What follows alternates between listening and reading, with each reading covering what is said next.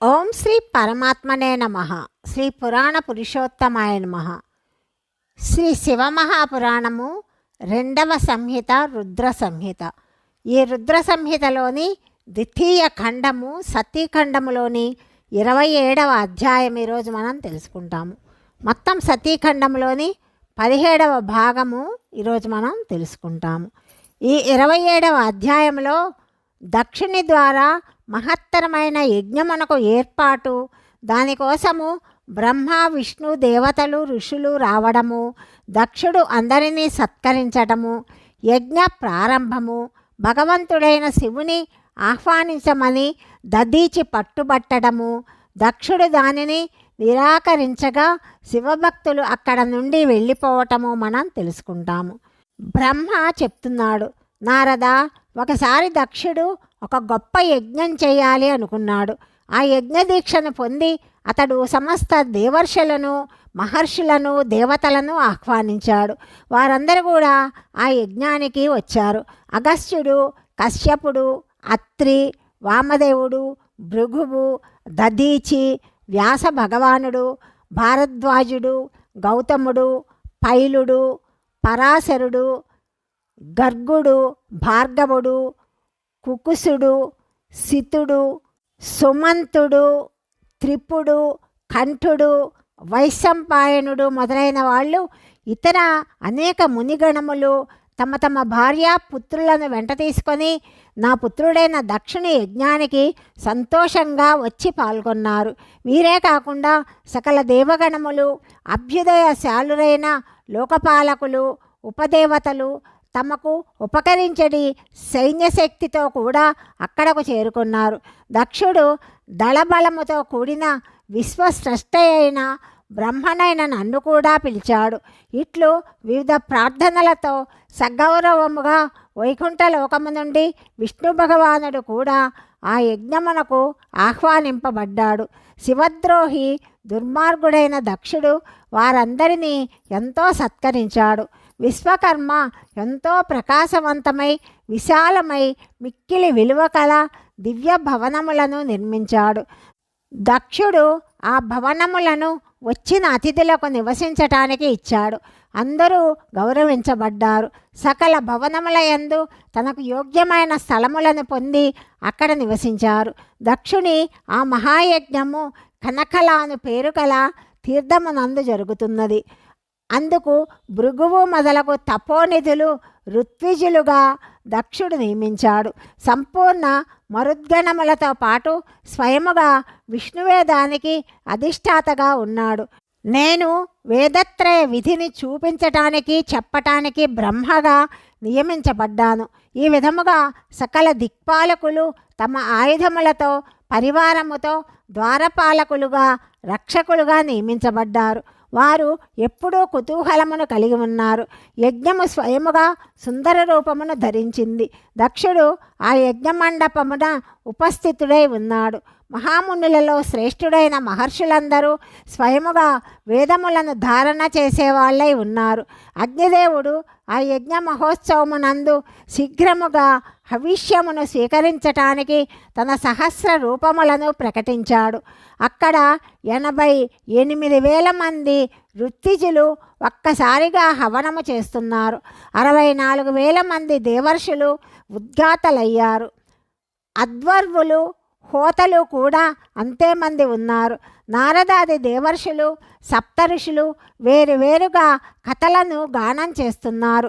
దక్షుడు తన మహాయజ్ఞమునందు గంధర్వులను, విద్యాధరులను, సిద్ధులను, 12 ఆదిత్యులను, వారి గణములను, నాగలోకమునందు విహరించు నాగులనందరినీ కూడా గొప్ప సంఖ్యతో ఎన్నుకొన్నాడు.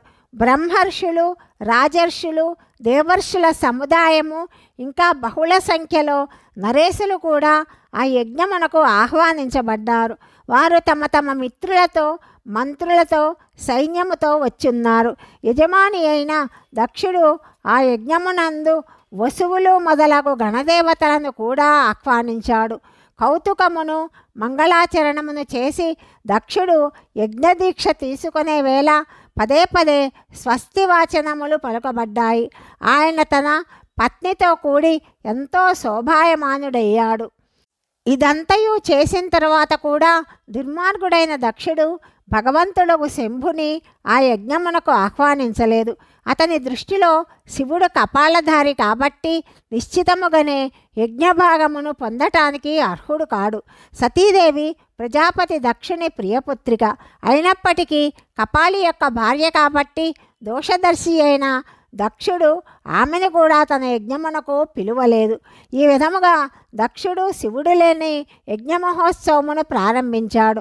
యజ్ఞమండపమునకు వచ్చిన ఋత్విజులందరూ తమ తమ పనియందు సంలగ్నులై ఉన్నారు. అప్పుడు అక్కడ భగవంతుడకు శంకరుడు లేకుండుట చూసి శివభక్తుడైన దధీచి మనస్సు అత్యంత ఉద్విగ్నతకు లోనయ్యింది. వారు ఇలా అడుగుతున్నారు. దధీచి అడుగుతున్నాడు, ప్రధాన దేవతలారా, మహర్షులారా, మీరందరూ కూడా ప్రశంసాపూర్వకముగా నా మాటలు వినండి. ఈ యజ్ఞ మహోత్సవమునకు శంకర భగవానుడు రాలేదు. దీనికి కారణమేమిటి? ఈ దేవేశ్వరులు గొప్ప గొప్ప మునులు లోకపాలులను ఇక్కడికి వచ్చినప్పటికీ మహాత్ముడు పినాకపాణి అయిన శంకరుడు లేకుండా ఈ సభ అధిక శోభాయమానము కాదు. మంగళమయుడు భగవానుడైన శివుని కృపాదృష్టితోనే సమస్త మంగళ కార్యములు చక్కగా నెరవేరగలవని విద్వాంసులు చెప్తారు. అట్టి ప్రభావము గల పురాణ పురుషుడు వృషభధ్వజుడు పరమేశ్వరుడు నీలకంఠుడు ఇక్కడ ఎందుకు కనిపించటం లేదు? దక్ష, ఆ స్వామి సన్నిధానమునకు చేరినంతనే లేదా దయతో ఆయన స్వీకరించిన మీదట అమంగళములు కూడా మంగళమయమవుతాయి. ఆయన 15 నేత్రములతో చూడగానే గొప్ప గొప్ప నగరములు అప్పటికప్పుడే మంగళమయమవుతాయి. కాబట్టి వారు ఈ యజ్ఞమునకు విచ్చేయుట ఎంతో అవసరము. కాబట్టి నీవు స్వయముగానే పరమాత్ముడైన శివుని ఇక్కడకు శీఘ్రముగా పిలిపించు. లేదా ప్రభావశాలి అయిన విష్ణు భగవానుడు, బ్రహ్మ, దేవరాజగు ఇంద్రుడు, లోకపాల గణములు, బ్రాహ్మణులు, సిద్ధుల సహాయము చేత సర్వదా ప్రయత్నించి ఆ సమయమున యజ్ఞమును సంపూర్తి చేయడానికి శివభగవానుని ఇక్కడికి తీసుకొని రావాలి. మహేశ్వరుడు విరాజమానుడై ఉన్న చోటుకు మీరందరూ వెళ్ళండి. అక్కడ నుండి దక్షనందిని అయిన సతీదేవితో కూడిన భగవంతుడకు శంభుని ఇక్కడకు శీఘ్రముగా తీసుకొని రండి. జగదంబ సహితుడైన పరమాత్ముడగు శివుడు ఇక్కడకు వచ్చినచో ఆయన వలన ఈ సమస్తము పవిత్రమవుతుంది. ఆయనను స్మరించుట వలన, ఆయన నామమును ఉచ్చరించుట వలన సకల కార్యములు పుణ్యమయమవుతాయి. కాబట్టి సంపూర్ణ ప్రయత్నము చేసి భగవంతుడైన వృషభధ్వజుని ఇక్కడికి తీసుకొని రావాలి. శంకర భగవానుడు ఇక్కడికి వచ్చిన తోడనే ఈ యజ్ఞము పవిత్రమవుతుంది. అన్యదా ఈ యజ్ఞము పూర్తి కాదు. నేను సత్యాన్నే చెప్తున్నాను. దధీచి మాటలు విని మూర్ఘుడు దుష్టబుద్ధి గల దక్షుడు నవ్వుతూ రోషావేశముతో ఇలా చెప్తున్నాడు. విష్ణు భగవానుడు సకల దేవతలకు మూలము. ఆయనలో సనాతన ధర్మము ప్రతిష్ఠించబడింది. నేను ఆ స్వామిని సాదరముగా ఆహ్వానించాను. ఇప్పుడు యజ్ఞమునకు ఏమి లోపము కలుగదు. వారిలో వేదము, యజ్ఞము, నానా విధములైన సమస్త కర్మలు ప్రతిష్ఠితములై ఉన్నాయి. ఆ స్వామి ఇక్కడ వింజమానుడై ఉన్నాడు. బ్రహ్మదేవుడు వేదములతో, ఉపనిషత్తులతో, వివిధ ఆగమములతో ఇక్కడకు వచ్చి ఉన్నాడు. దేవగణములతో కూడిన దేవేంద్రుని యొక్క శుభాభిగమనము జరిగింది. మీ వంటి పాపరహితులైన మహర్షులు కూడా ఇక్కడికి వచ్చున్నారు. యజ్ఞమునందు పాల్గొనడానికి యోగ్యులైన మహర్షులు, శాంతులు, పాత్రత కలిగిన వారు, వేదములను, వేదార్థముల తత్వమును ఎరిగినవారు, దృఢముగా వ్రతపాలన మొనరించేవారు స్వయముగా ఇక్కడకు వచ్చున్నారు. అట్లాంటప్పుడు మనకు ఇక్కడ రుద్రునితో ప్రయోజనం ఏమిటి? విప్రోత్తమ, నేను బ్రహ్మ చెప్పిన దాని వలన నా కుమార్తెను రుద్రునికి ఇచ్చి పరిణయము చేశాను. ఆ విధముగానే అతన్ని నేను ఎరుగుదును. అతడు కులీనుడు కాడని నాకు తెలుసు. అతనికి తల్లి కానీ తండ్రి కానీ లేరు. ఆయన భూతప్రేత పిశాచములకు అధిపతి. ఒంటరిగానే ఉంటాడు. అతనిని అతిక్రమించుట ఇతరులకు ఎంతో కష్టము. అతను తన్ను తాను ప్రశంసించుకుంటాడు. మూర్ఘుడు, జడుడు, ఈర్ష్యాళువు. ఈ యజ్ఞకర్మయందు ఆహ్వానించటానికి యోగ్యుడు కాడు. దధీచి మహర్షి, ఇట్టి ప్రసంగమును ఎప్పుడు కూడా చెయ్యవద్దు. మీరందరూ కలిసి నా ఈ యజ్ఞమును సఫలము చెయ్యాలని ప్రార్థిస్తున్నాను. దక్షుని ఈ మాటలు విని దధీచి సకల దేవతలు మునులు కూడా వింటుండగా సాగరగర్భితమైన మాటలు పలికాడు. దధీచి చెప్తున్నాడు, దక్ష, భగవంతుడొక శివుడు లేకుండా ఈ యజ్ఞము కాలేదు. యజ్ఞమని చెప్పబడట కూడా యోగ్యము కాదు. విశేషముగా ఈ యజ్ఞమున నీ వినాశనమే జరుగుతుంది. ఈ విధముగా పలికి దధీచి ఒంటరిగానే యజ్ఞశాల నుండి బయటికి పోయి వెంటనే తన ఆశ్రమమునకు చేరాడు. తరువాత ముఖ్యులైన శివభక్తులు ఆ స్వామిని అనుసరించారు కూడా. దధీచి వలననే దక్షుని శపిస్తూ అక్కడ నుండి వారు కూడా వెళ్ళిపోయారు. తమ తమ ఆశ్రమములకు చేరుకున్నారు. మునివరుడైన దధీచి ఇతర మునులు ఆ యజ్ఞమండపం నుండి వెళ్ళిపోయిన తరువాత దుష్టబుద్ధియు శివద్రోహి అయిన దక్షుడు ఆ మునులను నపహరిస్తూ ఇలా పలికాడు. నామమాత్రపు బ్రాహ్మణుడు శివునకు ప్రియుడకు దధీచి వెళ్ళిపోయాడు. అతనిని అనుసరించేవారు కూడా ఈ యజ్ఞశాలను వదిలి వెళ్ళారు. ఇది ఎంతో శుభసూచకము. నాకు ఎప్పుడూ ఇది అభిలాషగానే ఉంటుంది.